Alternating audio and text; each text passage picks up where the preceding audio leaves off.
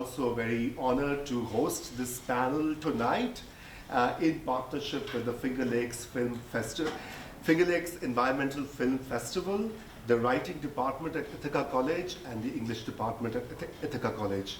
And it's a real honor and pleasure to host these four amazing writers and an artist with us who are really a kind of shining light and a beacon in this sort of dark time or strange times that we live in.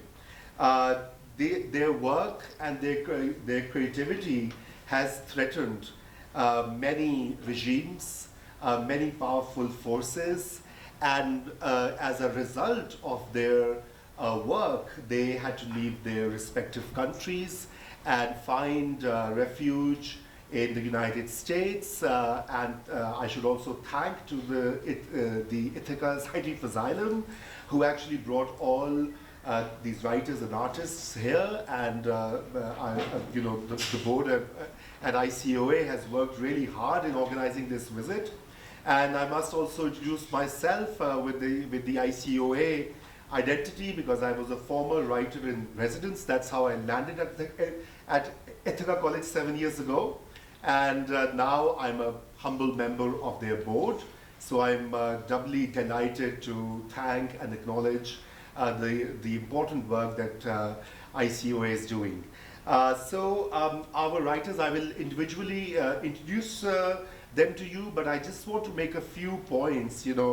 I already mentioned that we are living in really strange times, and one common feature or thread that unites many of these oppressive regimes or countries is the anti-intellectualism that they are professing and implementing.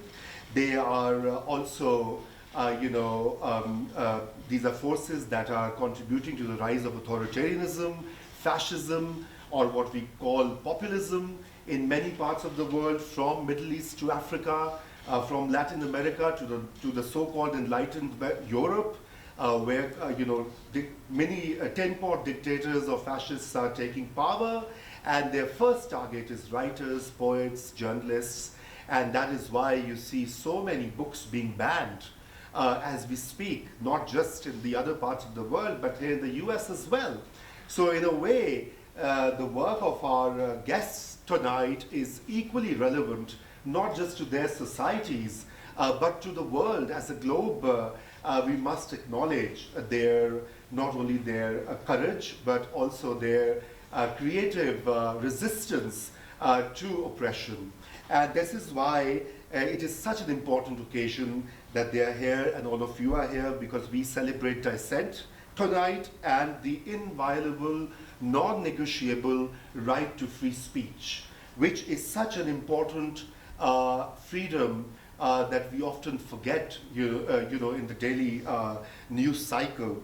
And in an age where, as I mentioned earlier, book banning and assault on creative freedoms, the presence of these writers is a testament to both the fact that we must keep on hoping for a different kind of a world, but we must also celebrate and acknowledge and respect those who often risk their lives in pursuing such creative and artistic freedom.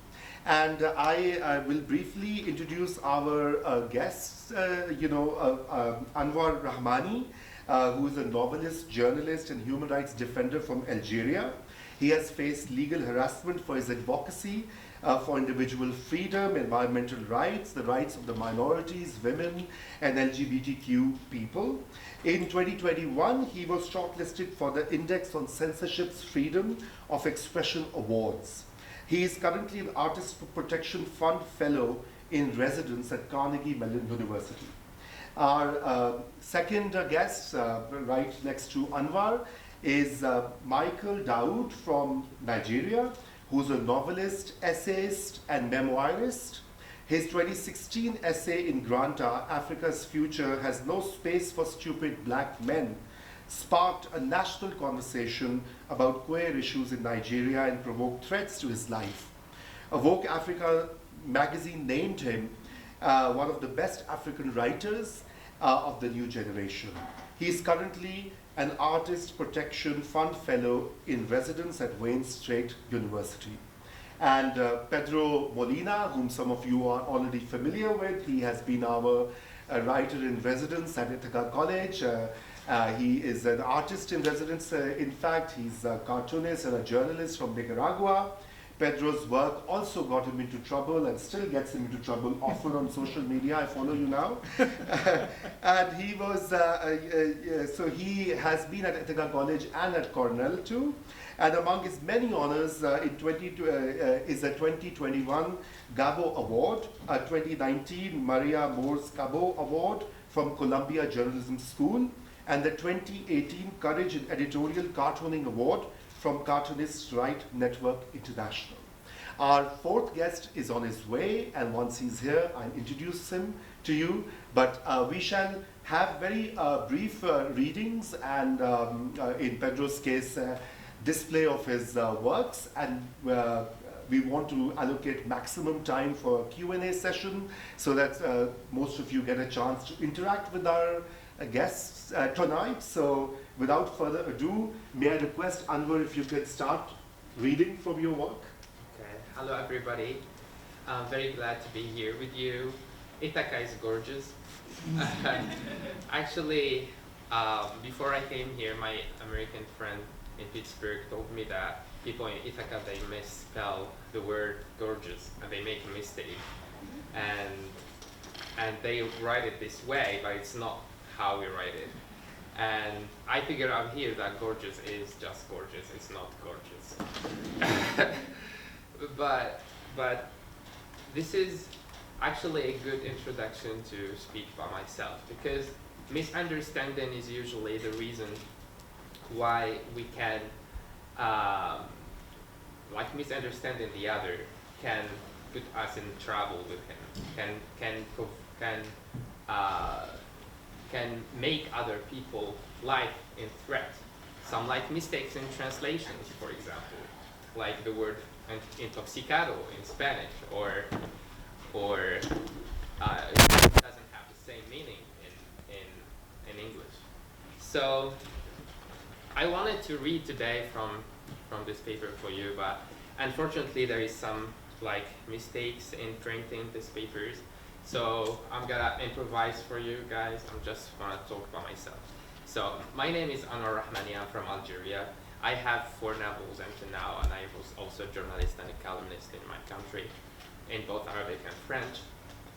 And I didn't want it to be a novelist, actually. It all counts as coincidence. In 2015, while I was a blogger, a lot of my friends who were actually atheists or maybe Christians, they were in jail because the regime, or the Algerian government at the time, the authorities, they decided to use religion as a way, as a way to legitimate their position in power, or their power, actually, if you understand me. So when I wrote this novel, I just wanted to express what I'm thinking about, and also I wanted to liberate my friend. But I just published it online for my friends to read, for my friends on Facebook.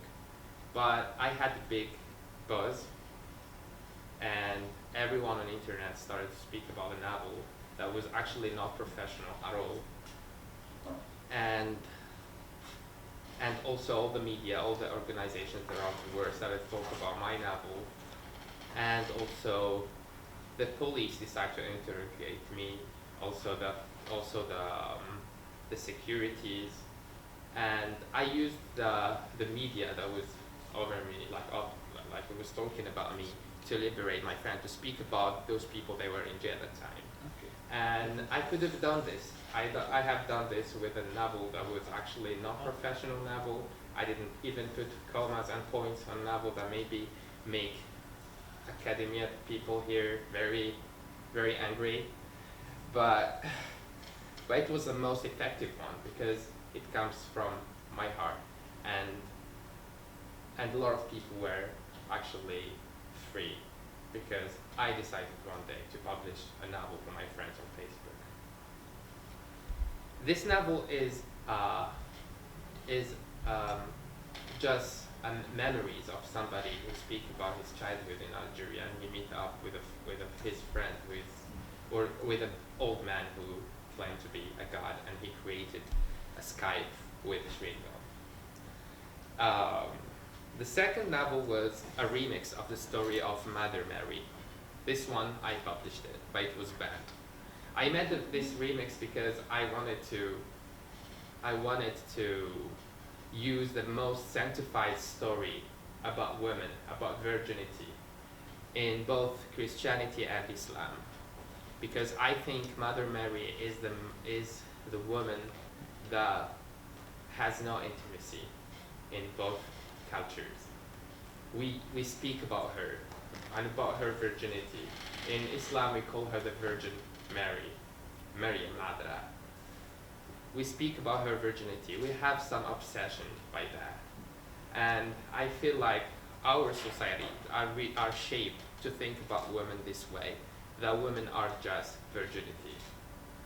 And this is why I decided to write this remix. I said to myself, what if Mother Mary was Algerian woman? How is she gonna live?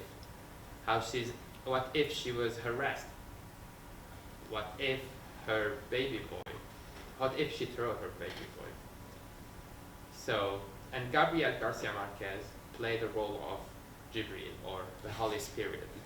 He comes to her mind and he speaks to her and to help her find her child. So this was just a remix for the story of Mother Mary to speak up about the body of the woman body, two different terms. The body of a woman that is actually controlled by the men in our society, and woman body that actually belongs to that woman. The third novel is What God is hiding from us. This was a dystopian novel that speaks about an imaginary world where people worship crocodiles, and they think when they threw themselves to crocodiles, they feel pleasure 100 times higher than sex.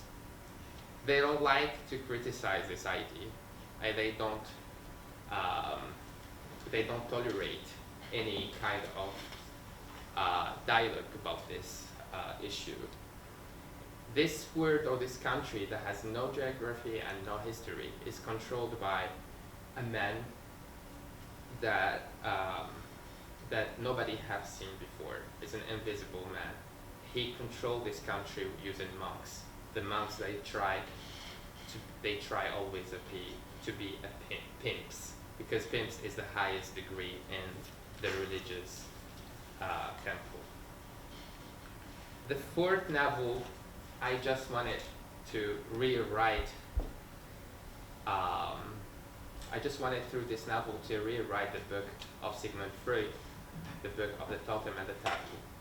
So I created a personage or a character that is actually not a man, not a woman, both of them. So he has both sex genitals, and he lives in a village that is isolated from the world, very religious Islamic village controlled by an imam. And they have they have also forbidden land and social fears.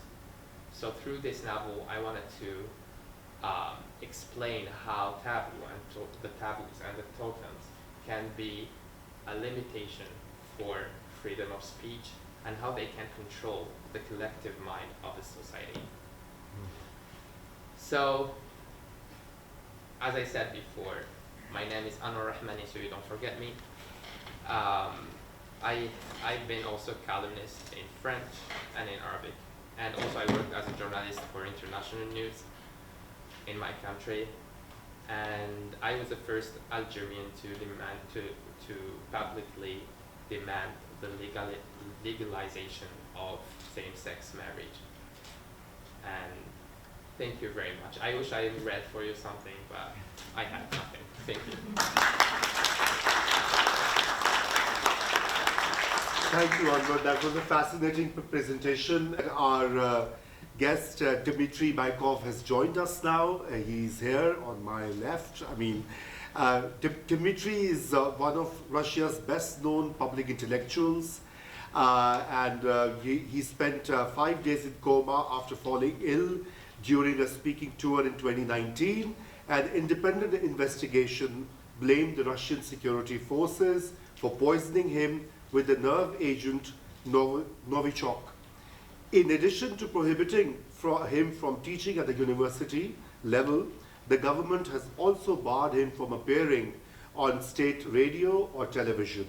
Bykov is currently a visiting critic at Cornell University, and he is also a guest of the Ithaca City of Asylum. So, Dmitry, over to you, and your reading, and maybe you can talk a bit about yourself to begin with. Thank you so much. The real tragedy of my career is that after publication of about 80 books, I found myself the hero of dissidents after 5 days in coma. And maybe those 5 days in coma is now my only merit in Russian literature. Don't trust it. I think my books are much better than my coma. But nevertheless, I must say they wasted a huge amount of money to follow me and then to poison me. Maybe I should say that's the so-called state literary prize in the most acceptable form. Nevertheless, I should prefer to take it by money, but I take it by reputation. I apologize to all my friends. We are traveling through 4 cities, and in all those cities, I am reading the same poem and saying the same words. They're sick and tired of it, maybe. But sorry, nothing changed in Russia till this week, and nothing changed in my position, political or moral, and so I'll repeat the same things.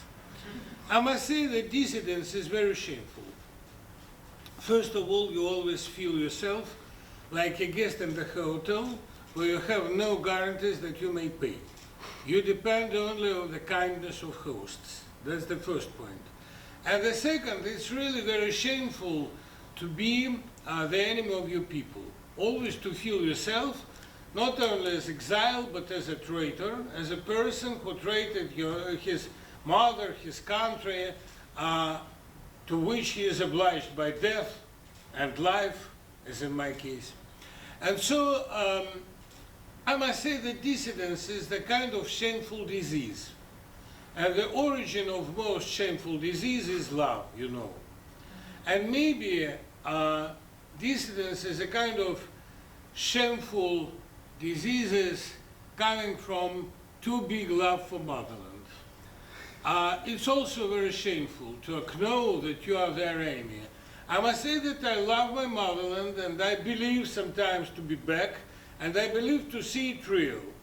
This angry and bloody monster, which now tortures Ukraine, has nothing in common with my motherland. Russia now has the face of Putin, which is rather disgusting, but I hope it's not for long. Please don't throw it anyhow, don't forget real Russia. So I'll try to read you a poem. You know, living in Russia, I also used to write only in my native language, but here in the USA, like Joseph Brodsky said, if you don't want to get neurosis, you must sometimes write another language, just because the resistance of your soul must be somehow won. And maybe I try to write in English, and the second part of this poem is the straight translation of its first part written in English, so I may hope that maybe half of this poem will be understandable for the audience. I know there are many Russians, they will understand the first part, and then I'll translate it. Being very old-fashioned, I always write in rhymes and in concrete rhythm. Versus libris, so-called, is enemy for me. And you may be quite sure that if Russia gets rid away from the rhymes and rhythm, there would be no order in this country at all. The only hierarchy, the only order we can allow to ourselves is the order of rhymed poetry.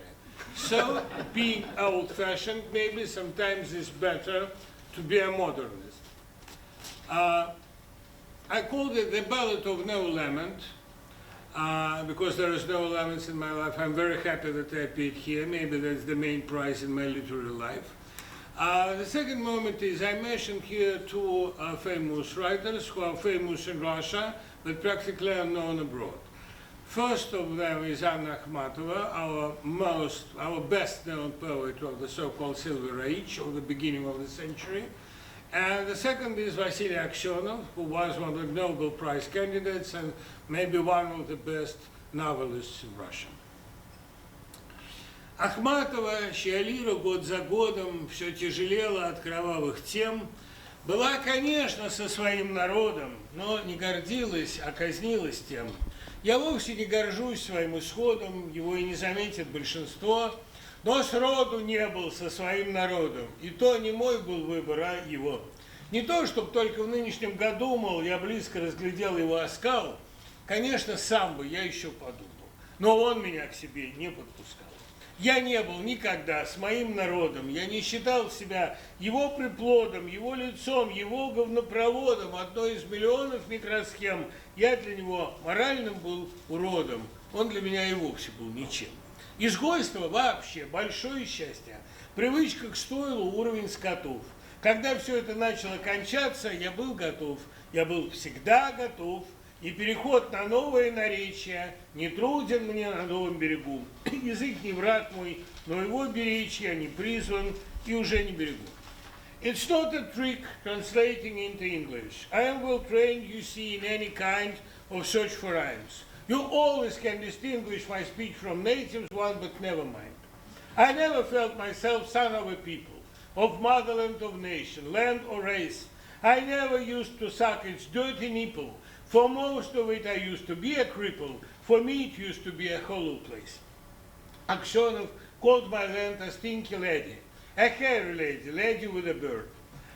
It wasn't very strong or very steady, and when it crushed itself, well, I was ready. I was accustomed, calm like Colin Firth. I wasn't shocked. I never even despaired. What metaphor, what symbol can be found for you to understand the whole thing? Imagine you a merry-go-round, but desolated, closed till spring. The wooden horses, worn and tired after the hottest season, still remember laughter. The dying world is so quiet and gentle, so sudden lighted like a sunny rain. Such a helpless sadness. And again a friend of being sentimental, I call my independence, but in vain. So, sly like the insane, sensitive like hound, I feel the earth itself with all its mess, so merry-go-round, not very merry, yes, but stopping, yes. The drying grass, the grasshopper, as old Truman Capote called it, whispers in the yard. Where is this kind and funny old woman who rang the bell and pushed the button start? Will she survive the winter? What about my own soul? May it be restored? I'd like to cry, I'd like to weep and shout, but will not say aloud a single word. How can you stop the stopping of rotation? Vacation ended if it was vacation. We see the limit, door with no key. Sometimes you can do nothing. That's okay. Hence there are griefs without consolation, which can't be cured by tenderness or art.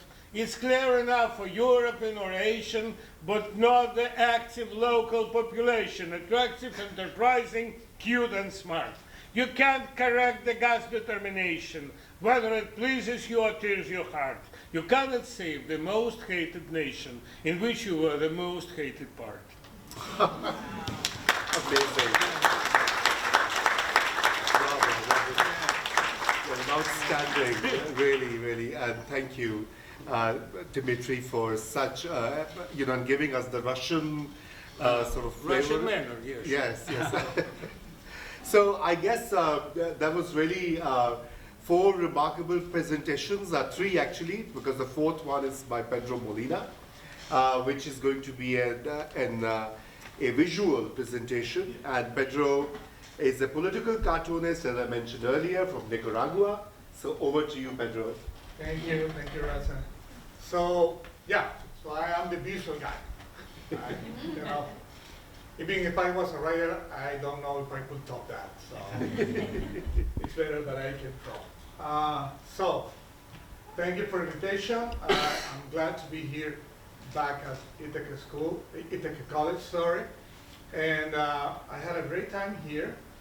And some of you may be familiar at this point with my story, but anyway, I'm going to repeat some of the points for those of you who are not familiar with that. So, let's start. Let's start with the basics. My name is Pedro Molina. I am from Nicaragua, and I am a cartoonist.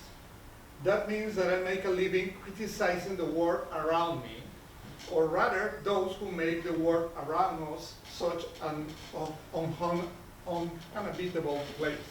Sorry for my English. But that's all that I'm going to say about me. Now let's talk a little bit about my country. What most people know about Nicaragua, if they know something at all, is that we had a huge revolution back in 1979 inspired by this guy, Augusto Sandino. Sandino fought against the military occupation of the US in my country between 1927 until his assassination in 1934. He was killed by this guy sitting here next to FDR, Anastasio Somoza Garcia. Somoza and his sons, the Somoza dictatorship for more reference, ruled Nicaragua for 40 years. This is a cartoon that German-Dutch cartoonist Fritz Bernhard made in those years. Until July 1979, when he was overthrown by the Sandinista Popular Revolution. This is a cartoon that Nicaraguan cartoonist Robert Sanchez made at that time. So, that's Somoza. What followed was a decade of civil war with Nicaragua divided into 2 armed groups, the Sandinista regime, totally sided with the Soviet Union, and the Contra Army, which was supported by the Reagan administration. That war left us tens of thousands of Nicaraguans dead, silent, and crippled for life, and a country in ruins. In other words, for us, the Cold War was extremely hot. In the 90s, we finally had free elections and Nicaragua was able to get rid of Daniel Ortega, while in the US, Reagan was also out. It was also in the 90s when I started drawing cartoons. I was 70 years old, and this is the first cartoon I ever did. And it was a critical cartoon of the arrogant former president Daniel Ortega, who believed that the revolution was his and nothing more than his. And just a side note, I've been drawing the same guy for my entire career. That's quite depressing. So anyway, so in the 90s, finally we lived in freedom and had the chance to review the country and its institutions. That lasted until 2006, when a pact between the extreme left and the extreme right of political parties allowed Ortega to return to power. That's him looking himself in the mirror as a Muslim. Since then, he and his wife, Rosario Murillo, which is also his vice president, ruled Nicaragua, imposing fear and repression, and making their eccentric children an essential part of the repressive regime. So, in summary, we are as a country at the same point where we were more than 40 years ago with the Somoza dynasty, with the exception that the corrupt dictatorship this time comes from the left, not from the right, which at this point it makes no difference in terms of repression, of course. Repression that worsened in April 2018 when fed up people took the streets to protest, and the response of the dictatorship called COPU was to start killing Nicaraguans in the streets right away. I was, of course, drawing on all this, and as I have been doing it professionally for over 25 years. These are some cartoons that I did at that time. I don't know if you will remember this, but in 2018, there was a big controversy over the poor treatment of migrant children by the Trump administration. And this cover from Time magazine was all over the internet. Something was, of course, horrible, and everyone was talking about it. But that very same week, a married couple was running with their 2 children in Managua, the capital of Nicaragua, seeking protection from the regime's paramilitaries that were ravaging the streets. They had 2 children with them, a little girl of a few years and a baby that the father carried in his arms. One of the snipers was nearby. He did not aim his rifle at the father or the mother. He aimed it directly at the baby's head and killed him. And no one in the world was talking about that week. Taylor Lorio was his name. And he was just one of the many minors who, along with the rest of the adult victims, have been murdered by Ortega and Molina. Of course, the dictatorship was not happy with the coverage that independent media were doing of its repression. They didn't want anyone inside or outside Nicaragua to know what was happening. During those months, many journalists covering the protests in the streets were robbed and beaten. One of the regime snipers killed journalist Angel Gaona with a shot to his head while he was broadcasting on Facebook Live. And in December 2018, Confidencial Facilities, Confidencial is the digital newspaper that published my work, were taken over by the regime police. This is a photo of me drawing the Confidential newsroom just a few days before it was taken over and looted by the dictatorship. This is how they left the newsroom after looting it. To this day, the building remains in the hands of the dictatorship. Then the repression continued with other independent media outlets. Because of that, many journalists, including me, had to go into exile in order to continue doing our work. So, here I am, thanks to the support of several cartoonists, artists, journalism, and human rights organizations that have given me a hand to continue doing my work. Especially ICOA, who were the ones who bring me here in the first place. This cartoon was about last year's electoral fraud in Nicaragua. It was published, as always, in Confidencial, but also in many other places, such as the Washington Post. It was also published in CNN in Espanol. And by the way, I wanted to show this because as a proof that this is a situation that even when it started in 2018, is still going on. This is an ongoing crisis. So let me tell you that just yesterday at midnight, Ortega Murillo dictatorship ordered to censor CNN in Nicaragua. That means not a single Nicaraguan cable company can broadcast CNN anymore in Nicaragua. The only way that Nicaraguans can now inform themselves is by using the internet, because all independent media outlets who were inside the country were either kicked out or destroyed or robbed. And this is the cartoon I just finished it before coming to this event about this situation. And it's going to be published tomorrow, or maybe later today. So that is a it says censurado, which is censored in Spanish, with CNN. So that's a flavor. So as you can see, I keep talking about what is happening in my home country. Oh, by the way, if you are asking whose hand is that, that's Rosario Murillo's hand, right? So I've been talking about what is happening in my country, but also about what is happening in this country that has welcomed me, and for which I cannot help worrying when I notice that many harmful political behaviors that we have already seen and experienced in Latin America are beginning to be seen here as well. This year, I have continued to make my daily cartoons for Confidencial and other projects focused on denouncing human rights abuses in Nicaragua. One of them has been the now called Remembering Resisting, a project that emerged inspired by the popular online artistic exercise called Inktober. For those of you who may not know about it, Inktober is a challenge in which the artists are invited to create a drawing in a traditional way, actual paper in ink. Why? Because right now most of us work full digital all the time, so it was an excuse to go back to our roots. So what I did every day of the month of October in 2018, is that I thought of using the challenge, which has an international presence on social media, as another way of announcing what was happening in my country. So I began to draw every day of October of that year a victim of the dictatorship, adding to the drawings their names and details on how they were killed. Despite being an emotionally draining project, it has been one of the most rewarding ones of my career. Mainly because I started with a small list of the most well-known cases that came out in the media. But when they began to be shared on social media, the families and friends of the victims began to send me information on their loved ones who had been murdered by the dictatorship, so I could include them. So this personal project ended up becoming a collaborative one. In October 2019, now from Exiled here, I continued with the project. Then in 2020, then in 2029, and of course, last year too. So this time we decided to put together a book with all the drawings created over these years and distribute it in digital format, because due to censorship, it is the only way to circulate this type of work within Nicaragua.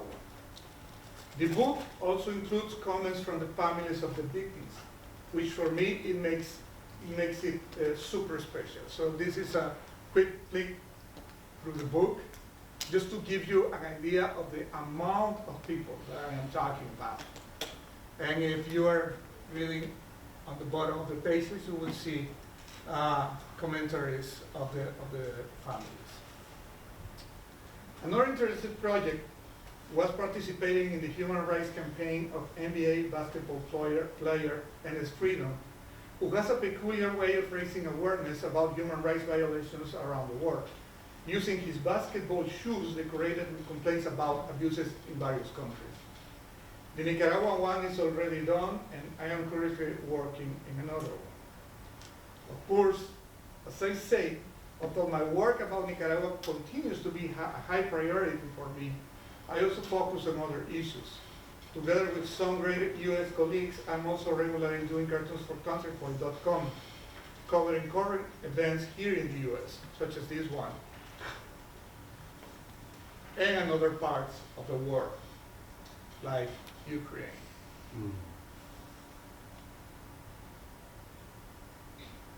I also get involved in international campaigns, like the project I did with the Office of the United Nations High Commissioners for Human Rights, on issues that are of particular importance to me, including freedom of speech, freedom of press, and migrant rights. In short, art, journalism, and humor have been my tools to try to understand myself and the world I live in, and express my opinions on those issues that afflict us.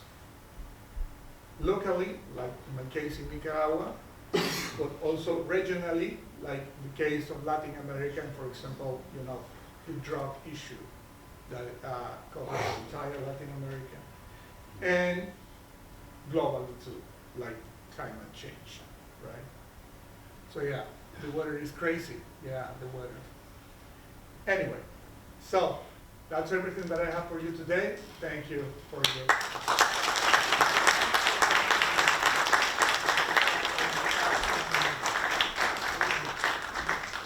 So the floor is open for questions and answers. Please feel free to address any of the panelists if you have questions about their work, their country, or any other related issue. Just speak up. Especially the students who are here. Yes, there is. This is a question for... Introduce yourself as well. Yeah, I'm Elijah. I'm a senior here. I'm a journalism major. And I'm curious if this is for anyone who feels compelled to answer. If your experiences in the U.S. Have led you to believe that maybe we take freedom of press a little bit for granted? A little bit what? That freedom of the press here in the United States, people take it for granted, as in it's not a big, it's a given. So for countries like Algeria or my country, Pakistan, where it's restricted, right? Yeah. All the time. Yeah. Or Nicaragua. I think that we have different kind of restriction between like United States and Algeria. Of course, you have more freedom of speech than the one we have in my country, but still you have a lot of restrictions here. And the restriction that you actually have here is that the majority of the media are held by money and business. So actually, people who has the money, they have the power, and they can change they can influence the media and the opinion and public opinions. So there is a lot of kind of oppression. In my country, in Algeria, they oppress newspapers by the advertisements, because there is a national institution that hold, or public institution that hold all the advertisement money and then share the money on the newspapers. So you can say whatever you want, but if you say whatever you want, you won't get the advertisement money. So this is what we make. In United States, as I think, is different. It's different thing. In United States, there is no such institution who take the money. So people have money, they share, they give their money to and advertise as they want. But still, the same way, but more like there is more more freedom of advertisement than in Algeria. But still, people still pay to enter your head and change your opinion. So this is why I think that there is restrictions everywhere. That's an insightful comment. Thank you. Any other questions? Yeah. Okay. First over there. Yeah. Right at the end. Hi. My name is Dmitry. I'm a sophomore here. My question is for anyone, basically. So, do you prefer writing in your own native language or English? And I guess, is there some benefits of one language over the other, or does it not really make a difference which language you write in? Okay. So I think that should be a question for all of you, actually. Okay. Do you prefer to write in your own language or English? How does it work? Actually, it's not something that we prefer. It's not preference. It comes naturally. For example, I grew up in a very multilingual society. I grew up in a society that we speak a mix of languages every day, and it comes naturally. Our Algerian dialect is actually a mix of Arabic, French, a little bit of Spanish, a little bit of Italian, our Berber native indigenous language, and also there is also Hebrew word, Turkish word. There is a lot of things inside this language, and we have we grow up translating to each other. Like if you go to Algiers, for example, and you speak to somebody, you start to argue with him, you will find that people will tell you the same sentence twice, once in Arabic, the second time in French. So they be sure that you understand them. So I grew up in a very multilingual society,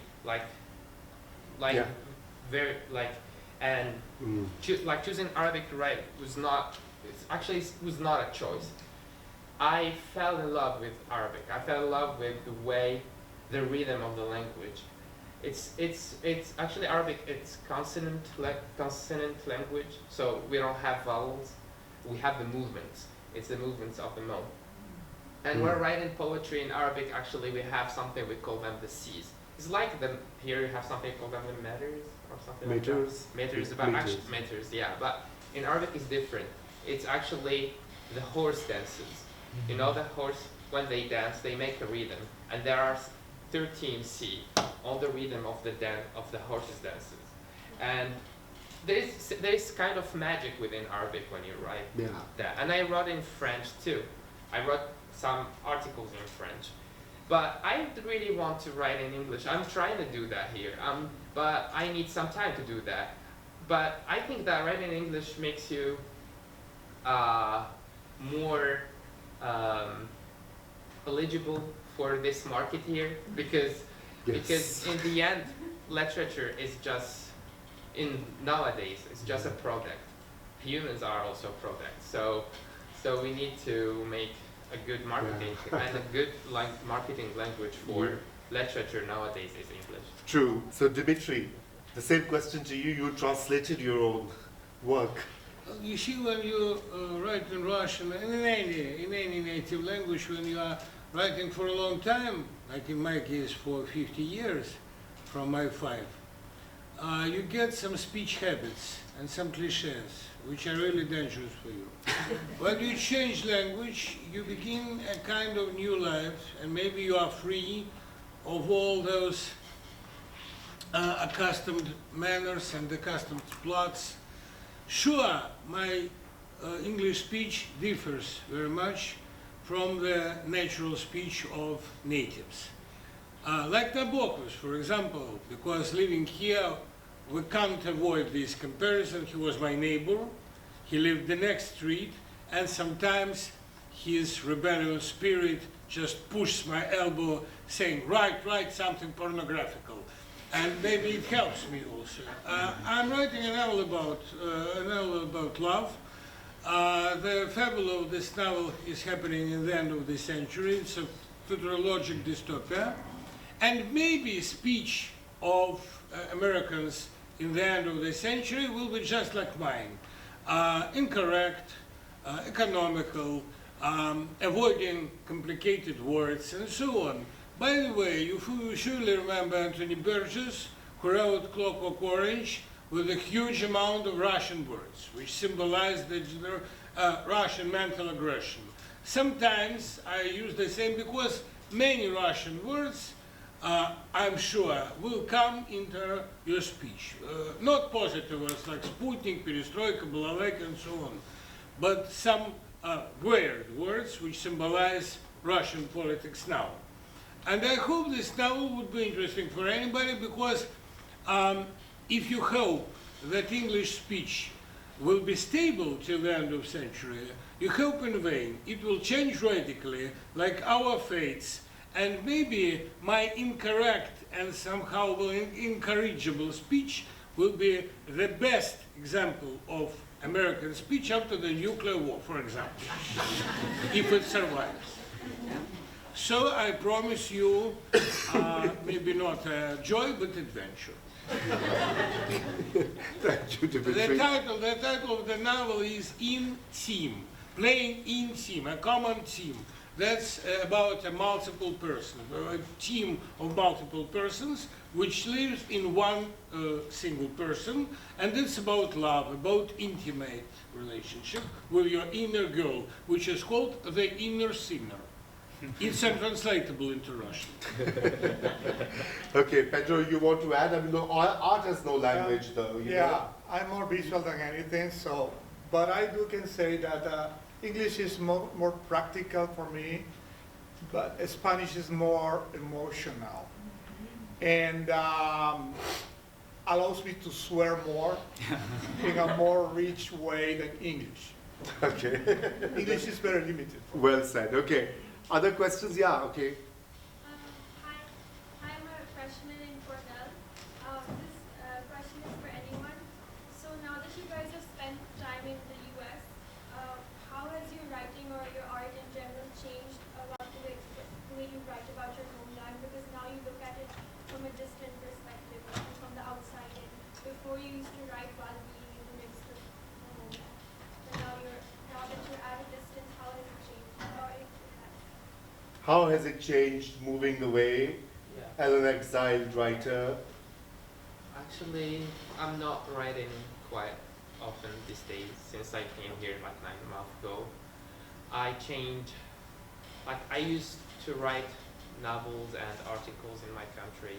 I was not writing poetry. Sometimes I write poetry for fun, but I'm not a poet. Like it's like I don't like it, but I'm more about writing something cognitive, something in which I can analyze something. Even like my novels, like the way I'm writing novels, I'm not a drama person or a romantic person, so I just try to write allegorical novels in which, like for example, my novel, What God is Hiding from Us, I actually wanted to write it, I wanted to write a book, and then I made it in a in a story, dystopian story, so I won't go to jail. It's going to be very easy to put me in jail if I write a book, if I speak directly. So when I arrived here, I was processing a lot of things. First of all, the language. It's not my native language. And I actually supposed to be a good English speaker in Algeria, just like a good French speaker in America. So I was processing the language, processing a new language, processing a new time, because there are things that are more progressive here than Algeria, which means that I traveled also in time. And I didn't have, my mind was like very busy, so I couldn't really write the way I used to write before. So I immigrated to poetry, because poetry is, and I wrote poetry about myself, about my feelings, emotions. So it's all about myself here, because poetry it's momentum. It's something that you write it at a time, and you don't, it's not a construction. Novels are constructions. You think about them, you build something, you build the characters, you build story, and you shape it, and you reshape it again, and it's a construction. But poetry is like masturbation.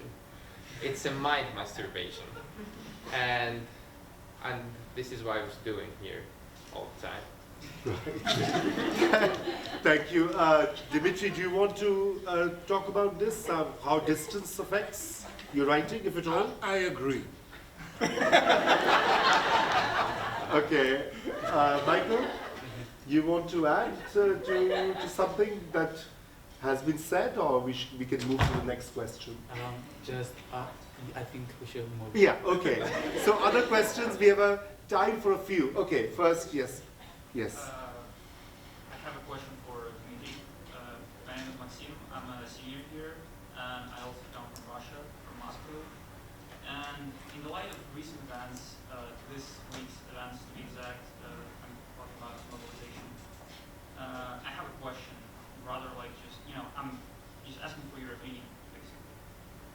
It feels like at this rate, a war criminal that calls himself the president of our country just tries to test our patience with every his move. And how do you think, where is the limit of our nation's patience? How much will it take to make Russian people revolt and push back? For you, Dmitry. Well, revolt and rebellion, that's not the Russian traditional way. That's something Ukrainian, because they have warm climate and habit of so-called Maidans. In Russia, we have big experience of unhappy revolutions, unfinished revolutions, and most of them were not successful. We had only one real revolution in 1905. It was crushed in a year, and the event, which we call October Revolution, wasn't a revolution at all. It was just a turnover, nothing more. A very successful one, surely, but it changed nothing. It wasn't revolution in the real Marxist sense.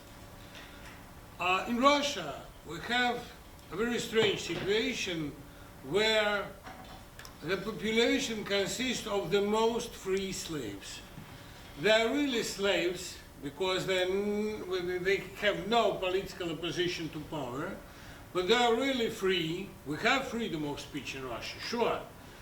We can criticize our government, but we can criticize everything at all, no political correctness. You can be just, that's a market kind of freedom, I should say. And we are really free in everything except criticizing Putin. In Russia, we are free because we are not loyal. Nobody believes to the government. Nobody even imitates this belief. They are obey, yes, they obey the government. They don't revolt, but there is no rebellion. But there is no loyalty at all. At their kitchens, at their beds, at their schools, they are discussing everything rather freely. And maybe this is the real corruption of national spirit, because the people which doesn't believe to anybody is the people which can't be reconstructed, For example, you can scratch in the feast the firm potato, but if it's rotten, it goes through your fingers. And maybe there would be no reformation in Russia because people are maybe equally indifferent to any idea, liberal or totalitarian. Russia is not an ideological country. You know, there was such a polemic between Cronkite and Konstantin Simonov. Cronkite said, Russia is not a free country. We are free because I can go to the White House and scream, Nixon is moron. Simonov answered, yes, I also can go to the Red Square and to scream, Nixon is moron. Everything is quite free. You can scream anything except one, Putin is moron. Maybe because he knows it, and there is nothing new in it. Russia is the country of total imitation. How to change it? I don't believe that it can be changed at all. Sure, we will have the period of liberal revolution very soon. Nobody will believe it, and everybody in the kitchen will say, Putin was better. Yes, please, go ahead. Yeah, hi, my name is Morgan. I'm a senior. How do you all still experience or interpret love when you felt so much hate and pain? Anwar? Okay. So, actually it's a hard question but I want to tell you this story. When I was young, I always tell this story everywhere I go. And when I was young, actually, my mom took me to the school. It was the first one to take me to school. I was very happy. School for me was the best thing that I have discovered in my life. And then, with time, when I started to read things and stuff, I asked my mom to help me read a sign. But I discovered that my mom can't read. I remember that my mom was actually illiterate, so she never went to school because she was born in the time of colonization, and she never had access to school. And so when I just discovered that, I was very sad. I remember I cried so much because I thought that reading was the best thing in the world at that time. I still think the same thing. And because of my love for my mom, I felt like she was blind. And I didn't want her to stay like that. I remember I've seen an advertisement on television about schools for old people. And I asked my mother to do that, but my all older brothers, they refused that. They told her not to do that because it's shame. She did that. She did. And after that, it's okay, you can clap for her. But after some years from that, my mom, she had her attestation, and I gave her a book, the first novel to read. It was Farmun, is one of old Algerian writers, and she read it for me.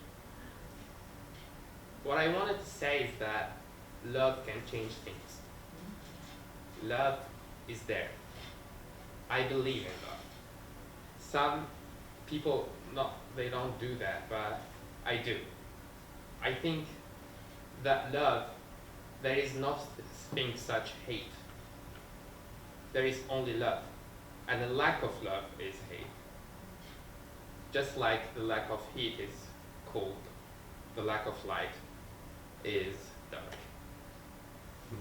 So, actually, when you're raised in a family that gives you also in a place, or you can, or even if you raised orphan, but you've seen love in a way, a love for a bird, a love for reading, a love for yourself.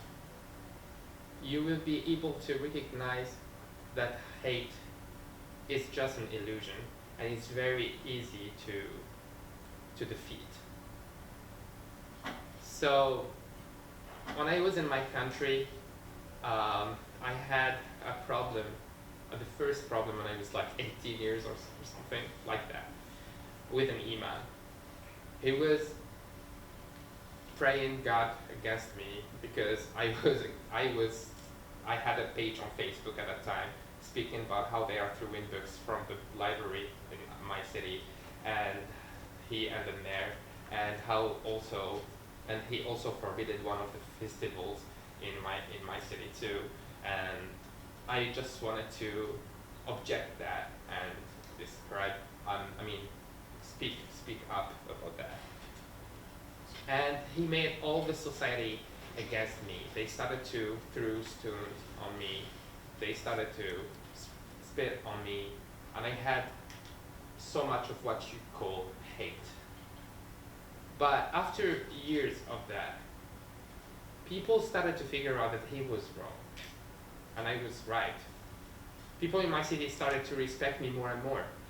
At the same time, they started to disrespect him more and more. When I was in the airplane coming here, I didn't think about that. I didn't think about those bad moments that I had in my childhood or in my older age. I only thought about the first case I had in my city.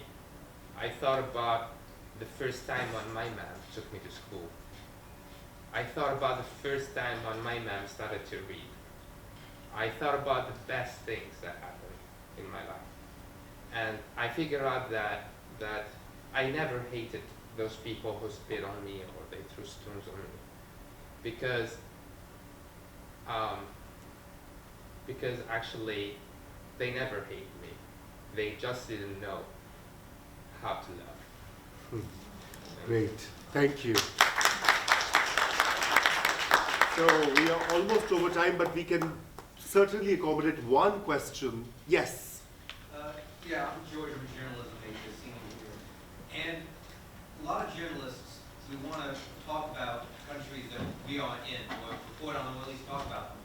But when we do, we have a bad habit of sometimes not necessarily granting the humanity of the people we're talking about, or at least not doing it well enough that it's coming across to our audience. So I guess, and I think you four have that ability, whether it's through art or writing, to do that, to get that humanity, that emotion out. So I guess my question is, what advice or suggestions would you give to journalists who, when they talk about these things, want that humanity in how they talk about it? Yeah. I don't know if I can give you advice, like a technical advice about it. But I can talk about my personal process. Anwar is way much better person than I am. Okay? I'm a critic, and what I do in my work is to, most of the time, not talk about nice things. But I'm also supposed, being a cartoonist, I'm supposed to make people laugh. But about all the things that I have shown you here of my work, you will see that there is very, very, very little humor. So I stopped worrying about, my role as a cartoonist, having people to laugh at the things. And I started to worry more about connecting with the people. And I found out that the best way that I could connect with the people, and it was to realize that I was just one of them. I wasn't special, I wasn't. The only difference between them and me is that I could draw and that I could actually have a voice when they can't, right? So then it comes your responsibility. You have the chance to say something. So you better do it because there are thousands of people who can't.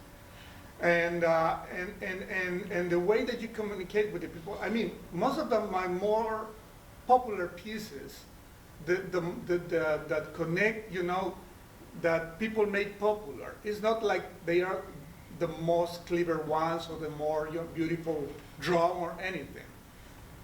They are the ones who people sit and see, this is what I was thinking. How come you realize what I was thinking? But the trick is that we are both the same. We are both thinking the same thing.